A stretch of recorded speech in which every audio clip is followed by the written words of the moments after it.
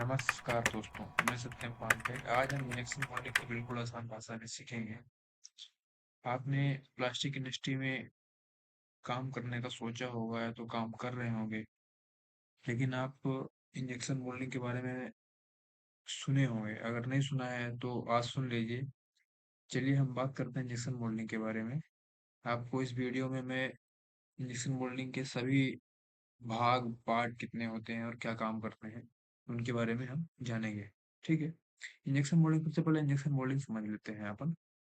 तो injection moulding एक manufacturing process है जिसमें अपन प्लास्टिक ग्रेनुल को बैरल में मेल्ट किया जाता है। अपन बैरल में डालते, हॉपर में डालते, बैरल में जाता है, मेल्ट करते हैं, फिर उसको मोल्ड कैविटी के अंदर इंजेक्ट किया जाता है।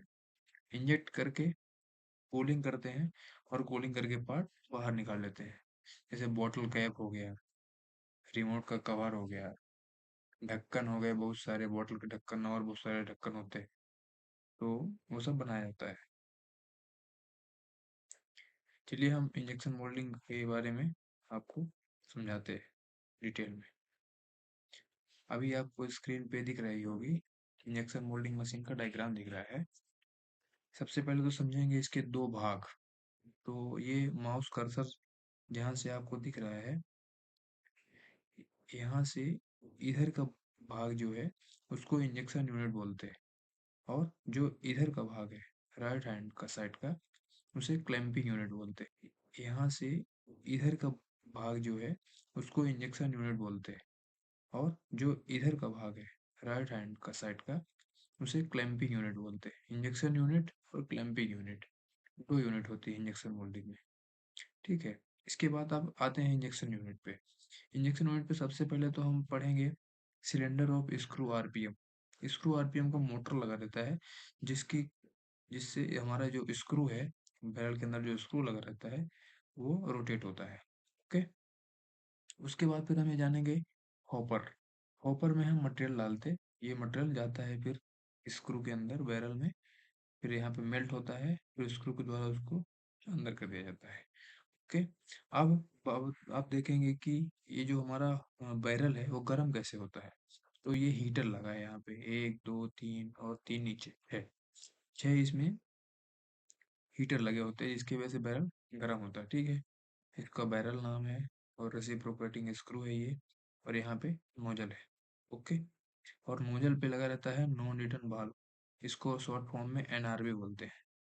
इधर स्क्रू के जस्ट सामने लगा रहता है, जो कि हमारा प्लास्टिसाइजिंग होने के बाद, प्लास्टिसाइजिंग मतलब चार्जिंग, चार्जिंग मतलब जो मटेरियल हम अंदर स्क्रू के अंदर लेते, जितना हमको शॉर्ट मारना होता है, में मटेरियल भरते पहले, तो वो मटेरियल हमारा ड्रोल ना हो, आगे ना जाए, उसके लिए नॉन रिटर्न वाल्व लगा रहता है। तो नॉन रिटर्न वाल्व यहाँ पे होता है ये।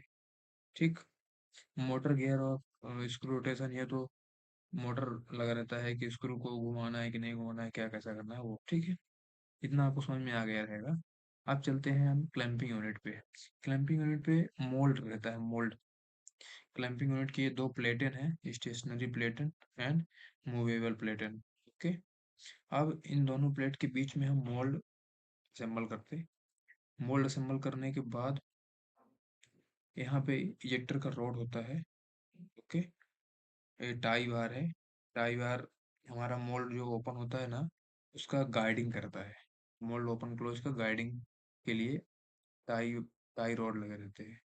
ओके। और ये जो दिख रहा है माउस कर्सर जहाँ पे ले जा रहा हूँ मैं, ये क्लैंपिंग सिलेंडर है। वो हमारे मोल्ड को क्लैम्प करने का काम करता है और मोल्ड हाइट एडजस्टमेंट करता है। यहीं पे हमारा सन गियर लगा रहता है। अब हम अगली वीडियो में थोड़ा और डिटेल चलेंगे, हम आपको सन गियर के बारे में, और आप कमेंट करिए आपको क्या क्या और समझना है, तो उसके बारे में फिर हम बात करेंगे।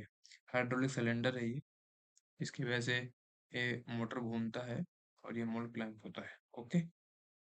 तो मैं आशा करता हूँ कि इंजेक्शन मोल्डिंग के बारे में और इंजेक्शन मोल्डिंग के पार्ट के बारे में आपने चीज़ें समझ ली होंगी।